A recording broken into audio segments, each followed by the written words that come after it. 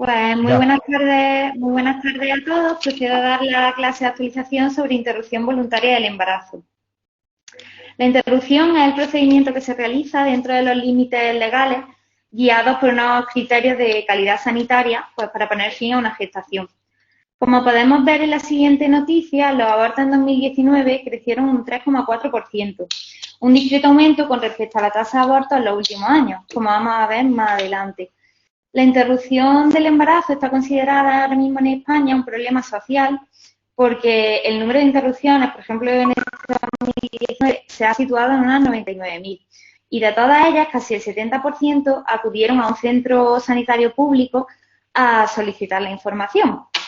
Como profesionales del sistema sanitario, pues debemos conocer un poco pues, cuál es la situación actual, la evolución legal en los últimos años y veremos que, bueno, destacan principalmente 3 leyes. Y es importante tener esto en cuenta porque no es infrecuente que las pacientes pues, consulten sobre todo desde el servicio de urgencia, aunque normalmente pues las derivamos a atención primaria.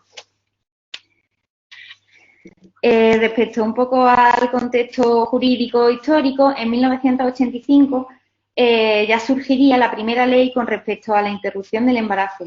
Y aunque no era una legislación como tal, sí empezó a contemplar pues, un poco la despenalización en caso de 3 supuestos.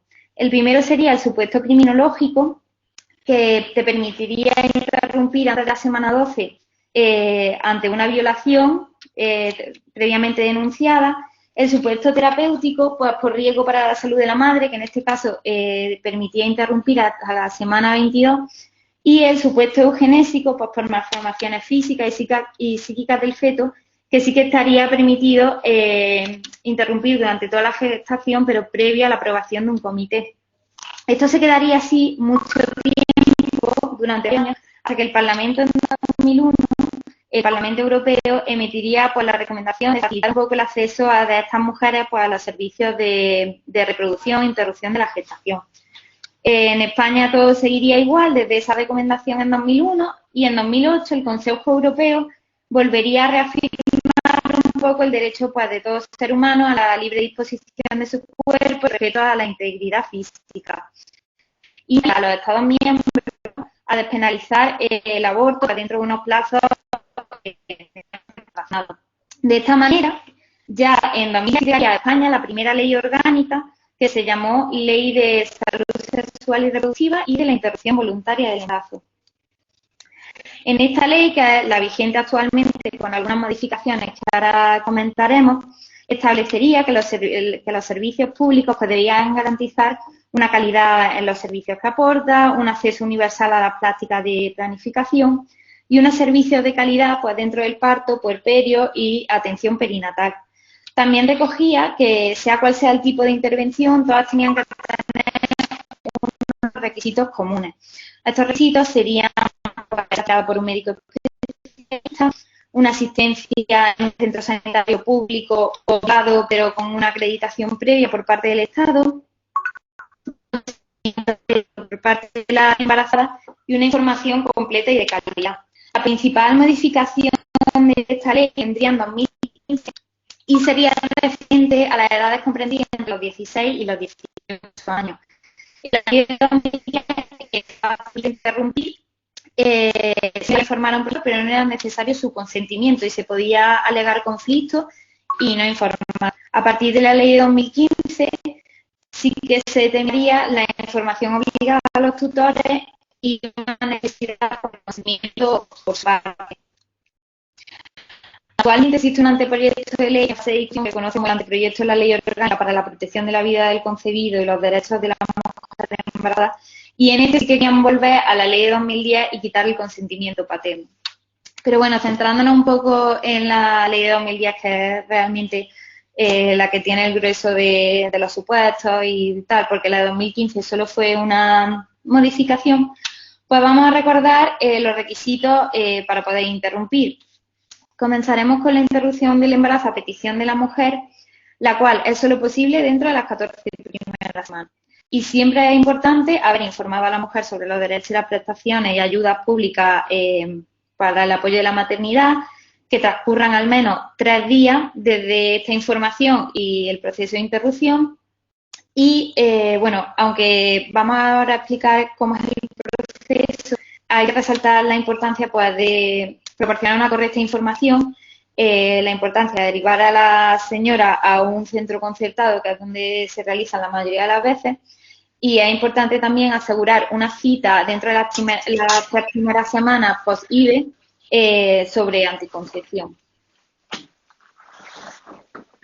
Otro de los requisitos legales que contempla esta ley es sobre la interrupción, pues, por causas médicas. Y en este caso, pues, habría varios supuestos. El primer supuesto es que exista un riesgo para la salud de la embarazada. En este caso, por ejemplo, pues se puede interrumpir la gestación si es menos de 22 semanas, bueno, 22 más 6, y así lo dictamine un médico especialista que sea diferente al que va a realizar la intervención. Otro supuesto que permite interrumpir es en el que existe un riesgo grave de anomalía en el feto. En este caso, pues se puede interrumpir antes de las 22 semanas, también previo dictamen de 2 médicos especialistas. Y los otros 2 supuestos son sin límite de tiempo y serían cuando exista un riesgo grave de anomalías incompatibles con la vida para el feto. En este caso, es necesario el dictamen de un especialista, pero no tendría plazo. Y la última es cuando se detecte una enfermedad grave e incurable. Y para ello, pues, sería necesario la aprobación por parte de un comité clínico. Estos supuestos, que estaban recogidos en la ley de 2010, pues creaban bastantes preguntas. La primera es, ¿cómo y quién forma el comité clínico? Pues el comité clínico está formado por 2 especialistas en ginecología y uno en pediatría, y la paciente puede elegir uno de ellos. Cada comunidad autónoma, pues, tiene que tener al menos un comité clínico designado dentro de la red pública, y los profesionales, pues, deben de estar establecidos y designados previamente. Otra de las preguntas que surgen a raíz de estos supuestos sería cuáles son las malformaciones incompatibles con la vida o que se considera una enfermedad grave e incurable, porque, como vemos, una malformación incompatible con la vida, pues sí que nos podemos hacer toda una idea y está mejor definido, pero una enfermedad grave e incurable, pues según la interpretación puede variar bastante. Así que en 2011, un año después de la ley de 2010, el Comité de Bioética de la SEGO intentaría arrojar, pues, algo de luz sobre estas cuestiones. En primer lugar, establecería, pues, que es una anomalía fetal incompatible con la vida. Este concepto, pues, aunque está más claro, se definiría, pues, como aquellas anomalías que previsiblemente se asocian con la muerte del feto durante el periodo neonatal. Y también otro concepto sería el concepto de enfermedad grave e incurable, que es el que más controversia creaba, y pues lo definirían como aquellas situaciones con alta probabilidad de mortalidad durante el periodo fetal o tras el nacimiento, que previsiblemente se pudiesen asociar con un tiempo de vida corto o un desarrollo neurológico deficiente, una probabilidad de dependencia extrema. Lo publicaría en la revista Progreso de la Obstetricia y verían algunas listas un poco de forma orientativa. Finalmente, también, para seguir hablando un poco de la Ley Orgánica del 2010, en relación, pues, a la labor del ginecólogo, la ley establecería, pues, el derecho a la objeción de conciencia, el cual es reconocido como un derecho fundamental al servicio de todos los profesionales que estén implicados. No obstante, es necesario dejar constancia expresa y escrita con carácter previo a que se dé la situación. En el proceso de información y derivación de las pacientes y en el cuidado anterior y posterior de la IVE, la ley, por ejemplo, pues no prevé la posibilidad de ejercer el derecho a la objeción de conciencia a los profesionales. Este derecho solo se pueden acoger los que van a realizar la IVE, pues, directamente. Y ya, pues, para finalizar un poco con los últimos detalles recogidos en esta ley, me gustaría mencionar también las recomendaciones que emiten para garantizar el acceso de las mujeres a estos servicios, y donde remarcarían que todas las mujeres podrían solicitar información en cualquier centro de la red sanitaria, que se intentarán resolver los trámites un poco en un acto único, y que se asegurará la intimidad y la confidencialidad por lo máximo posible. Otro detalle también que me gustaría mencionar, pues, son las penas, tanto para el facultativo como la mujer, si se realizase una interrupción, pues, fuera de los límites legales. Para el facultativo, el Código Penal establecería de 1 a 3 años de cárcel, y una inhabilitación entre 1 y 6 años, situándose esto en la mitad superior si se lleva a cabo fuera de la red sanitaria pública. Y para la mujer están recogidas multas de 6 a 24 meses, situándose en este caso en la mitad superior si se produce después de las 22 semanas. A continuación, pues vamos a hablar un poquito de la epidemiología. Solo voy a comentar algunos datos que a mí me han resultado interesantes, pero me gustaría señalar que hay unas listas bastante extensas colgadas en las páginas del Ministerio que a quien le interesen pueden resultar bastante útiles. La tasa de abortos en 2019 se sitúa en un 11,53 por cada 1.000 mujeres, correspondiendo el grupo mayoritario de edad entre los 20 y 24 años, disminuyendo conforme avanza la edad. De la IVE realizada en 2019, un 87% se realizaron de forma extrahospitalaria y de ellas un 80% se realizaron en la medicina privada. Con respecto a las semanas de gestación, en 2019 el grueso de la IVE, casi el 70%, fueron realizadas antes de las 8 semanas. Cerca de un 0,2% fueron en mayores de 23 semanas, un 5% entre 15 y 22 y un 23% se realizaron entre la semana 9 y 14. Es interesante ver cómo la interrupción precoz del embarazo, que se considera antes de la semana 9, está en aumento desde 2010, donde se situaba en un 63% versus un 71% actualmente, confirmando que las mujeres pues, pueden acceder de forma mejor y más rápida al sistema. Y también destacar que de todos los supuestos que recoge la ley, el 90% de las IVE fueron realizadas a petición de la mujer en las 14 primeras semanas. Y a continuación pues vamos a hablar un poco sobre los trámites que tiene que realizar una mujer que quiere interrumpir su gestación. Lo primero que tendría que hacer es acudir a un centro sanitario público y solicitar una cita con un profesional. Este procedimiento se suele realizar normalmente desde atención primaria.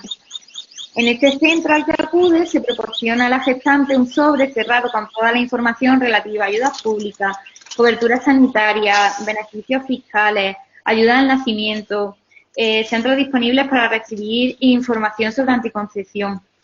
Este sobre está en todos los centros sanitarios públicos y en los centros acreditados y es un modelo que elabora la Junta de Andalucía y está regulado. Si la mujer quisiese seguir adelante con la gestación, pues sería derivada a un centro acreditado a través de unos documentos. Este es el sobre y un poco el folleto con la ayuda y con lo que es la interrupción voluntaria. Y este es el capítulo de derivación que se da a todas las mujeres con el que acuden ya a su centro. Este documento pues tiene su código identificativo, la fecha de inicio del proceso, que es bastante importante, sobre todo pues, para poder acreditar el periodo de reflexión de 3 días. También contiene información necesaria para la tramitación de la IVE y la posible financiación del SAC. Y es importante pues, que se recoja la firma del informador y de la mujer para que quede claro y que quede constancia de que se ha recibido. Con este documento de derivación se pasa 10 días y ya puede acudir al centro concertado por el SAC para la realización de la interrupción. También, de la misma forma, una mujer de manera privada pues, puede acudir a estos centros antes de las 14 semanas, pero en este caso pues, tendrían que pagar el coste de la interrupción. Y bueno, pues supongo que a estas alturas pues muchos estaréis preguntando cómo se gestiona este tema en nuestro hospital.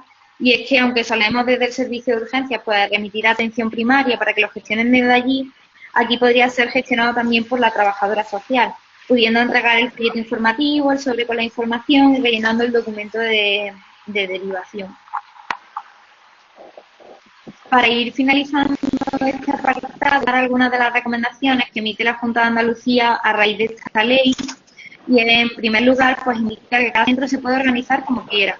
Es importante que la demanda sea cubierta, pero pues no tiene por qué ser sanitarios los que informen, pueden ser las matronas o el servicio de atención a la ciudadanía.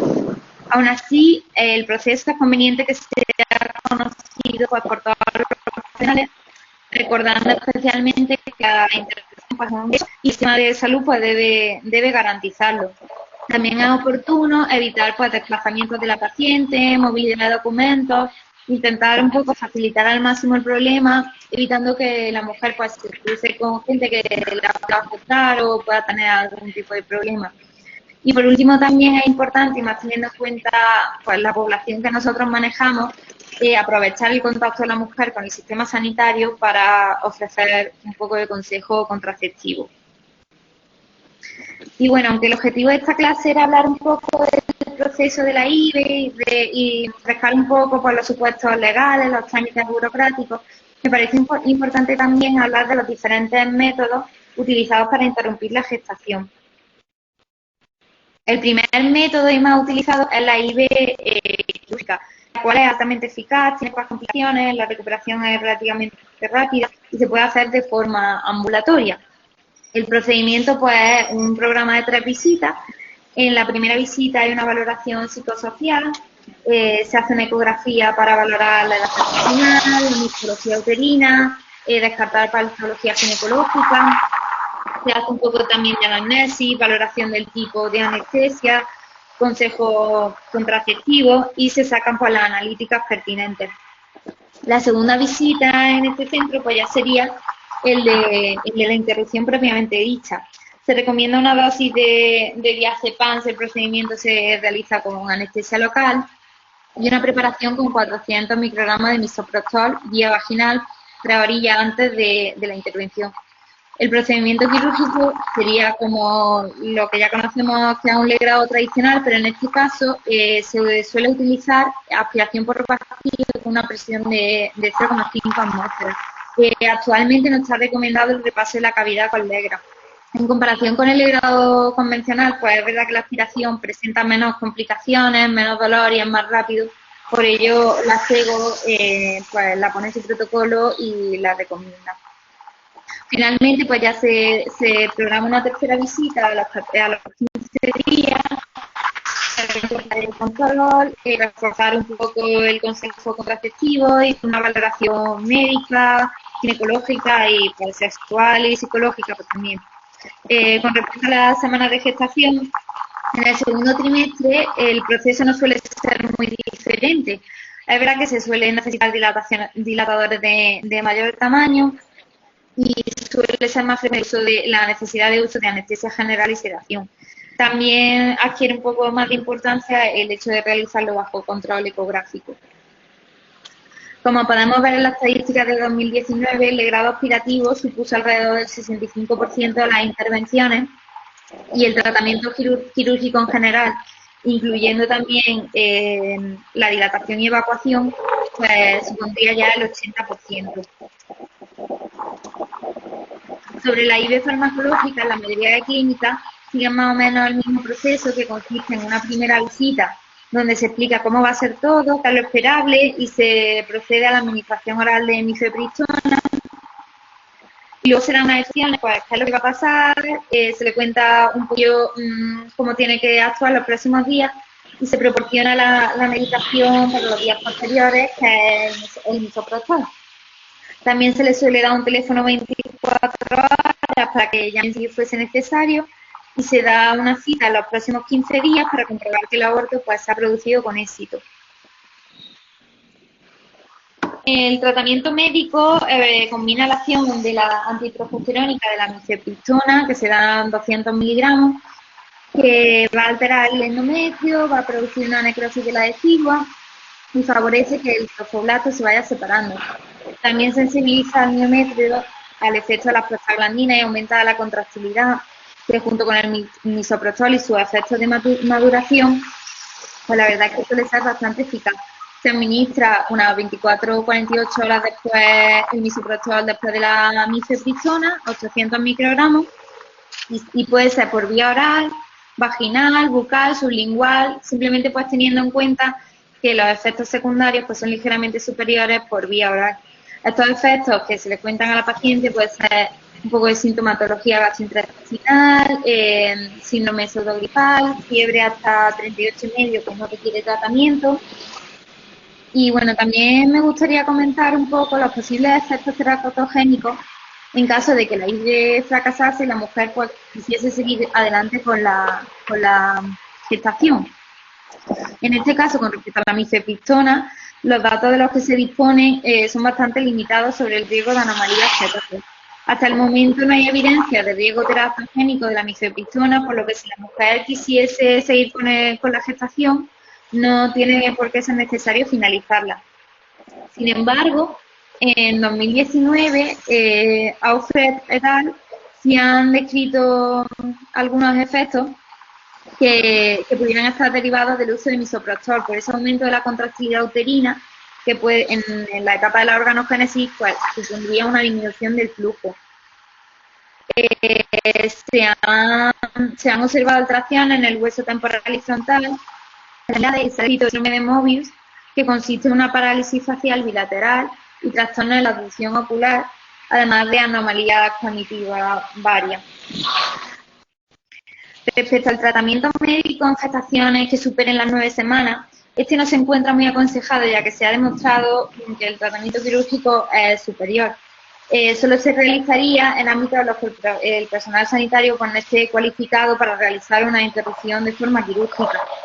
En estos casos se recomienda administrar misoprostol en las instalaciones sanitarias para poder optimizar el control del dolor y a continuación, pues cada 3 horas, una dosis de 400 microgramos por vía vaginal hasta completar un máximo de 4 dosis.